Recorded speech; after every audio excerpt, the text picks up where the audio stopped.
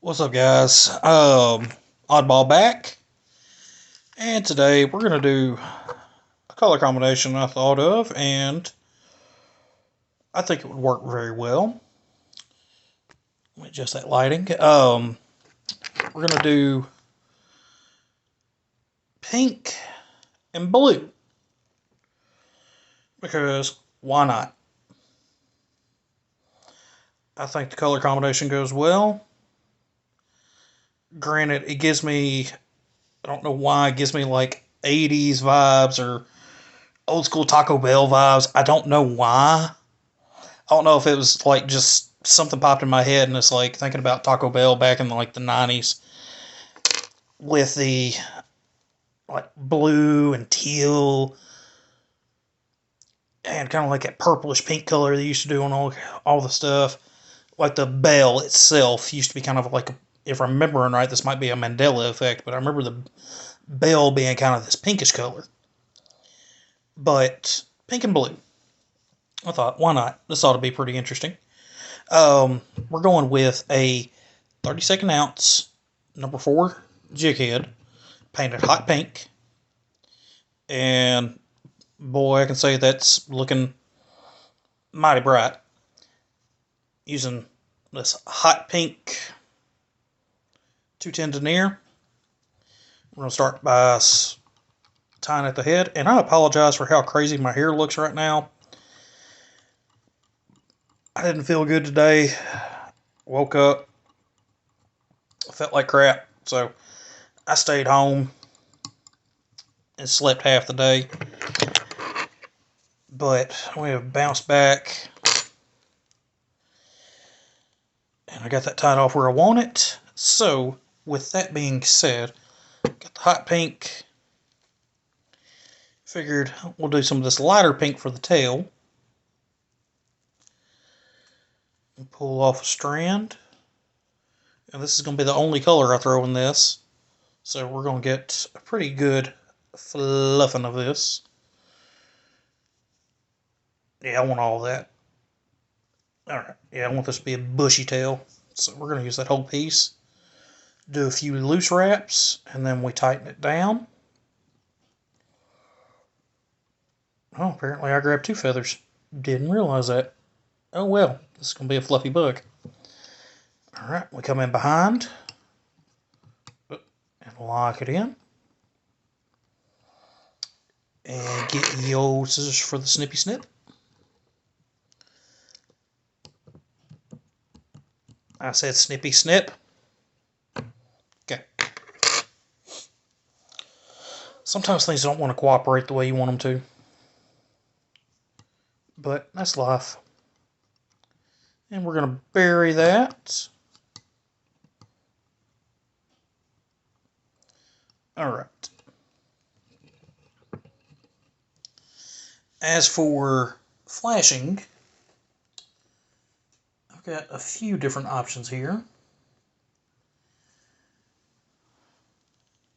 Like when I say pink, I mean we're doing multiple shades of pink here. So I'm going to do this real pretty, I'm going to call that magenta. And then grab some of this blue. Grab a strand. I don't need you knotting up on me. Quit it.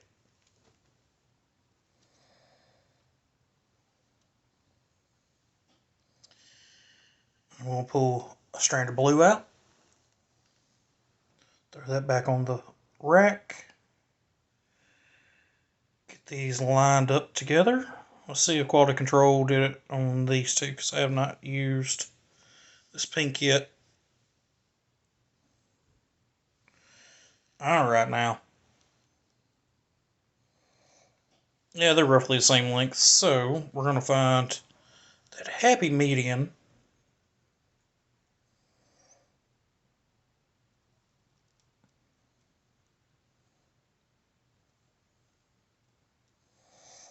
Screw it.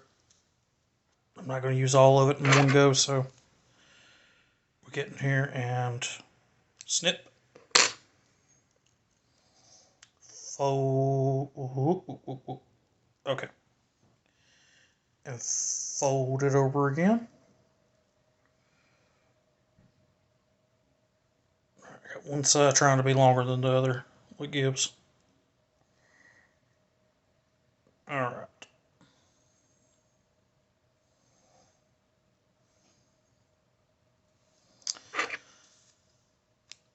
Alright.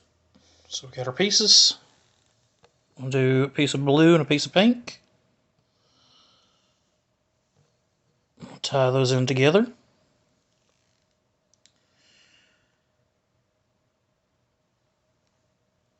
And we'll trim at the end as we always do. And we'll fold that over.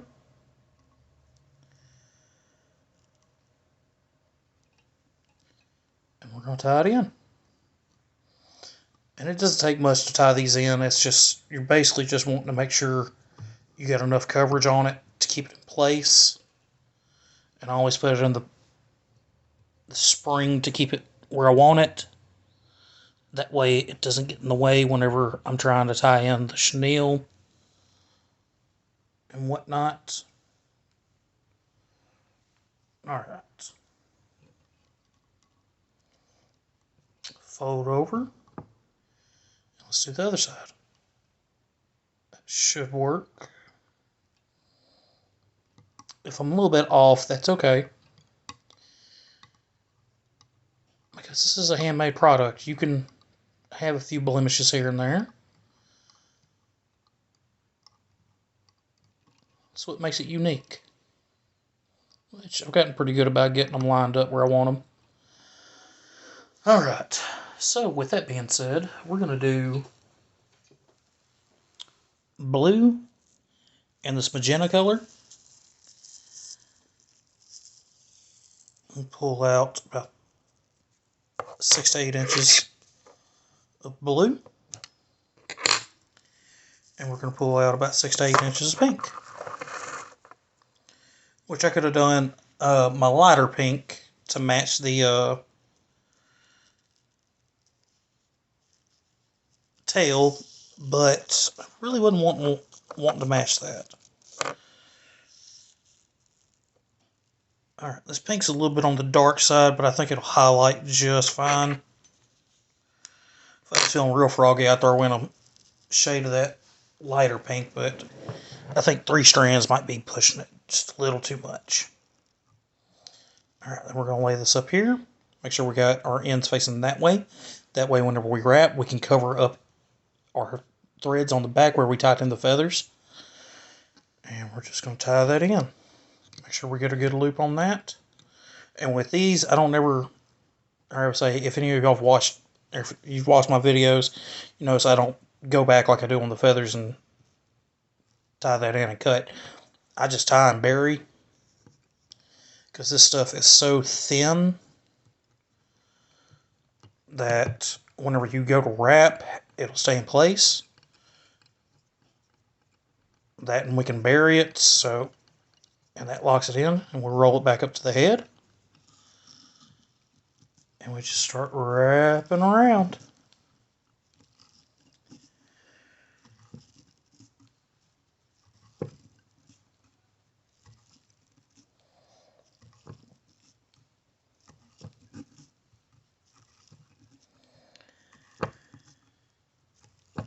I've definitely done a lot of thinking on things lately, and it's really a wonder how we do everything these days. Everybody's in such a rush to do everything, and we just get in too much of a hurry these days. We need to just kind of sit back and enjoy life. Like, everybody's worried about the next season of Yellowstone, or I don't know if people still watch American Idol or not. I don't know. I don't watch TV. But it's like, people get caught up in everything from football to basketball, like waiting on the next event. Something to fill their time. And it's like, why not get a hobby? instead of sitting on your butt and watching TV all night, why not learn a new hobby? Something that is new and intriguing to you. Maybe you want to take up baking. Start learning to make cakes and just fancy things. Learn how to make that creme brulee. Which, by the way, creme brulee is awesome. I don't get it often enough. But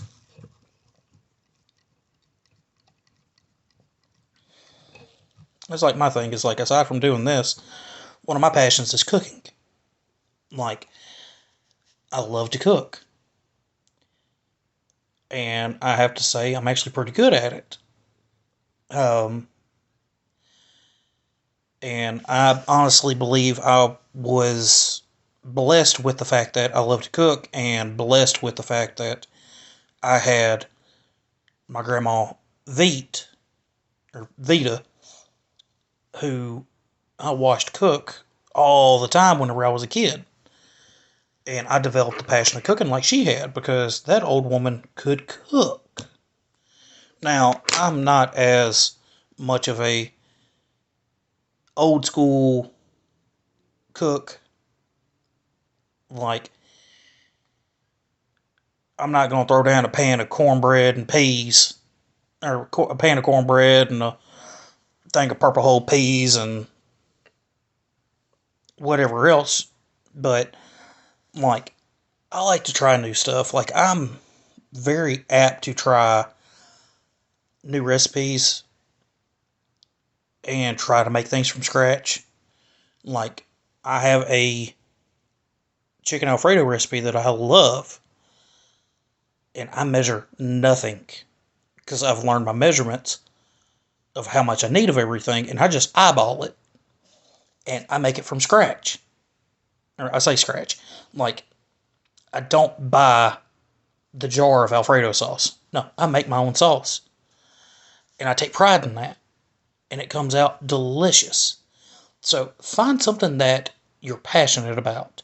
Something that you want to learn more about. But enough of my rant.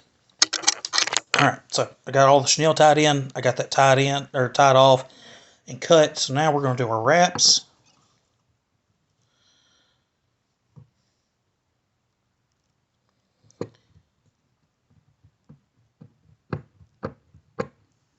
When I say our wraps, our whip finish. I've seen a couple guys be able to do this without the tool. They just use your fingers, and I'm just like, I'm not that dexterous with my fingers, so screw that noise. I got the tool, I learned how to use it. Alright, so we're gonna do our little bit of resin.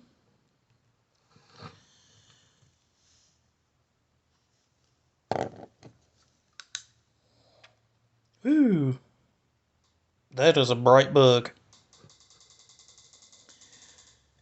And I hear my door creaking. Apparently I didn't have it shut all the way. I think I might have a cat trying to come in.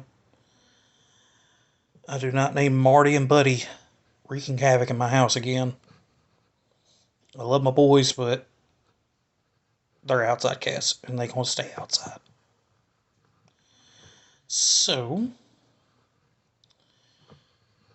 get this resin set, and then we'll snip off that excess on the bug's butt. And then we'll call this done. Alright. This should be good on the resin.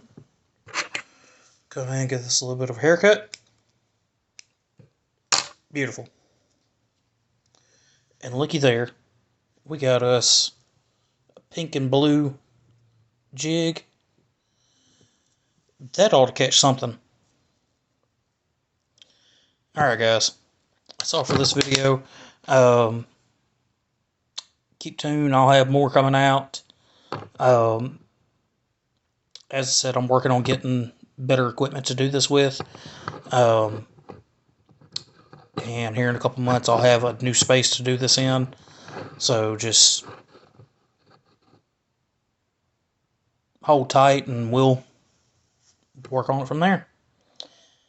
All right, and as always, y'all keep fishing. Take it easy.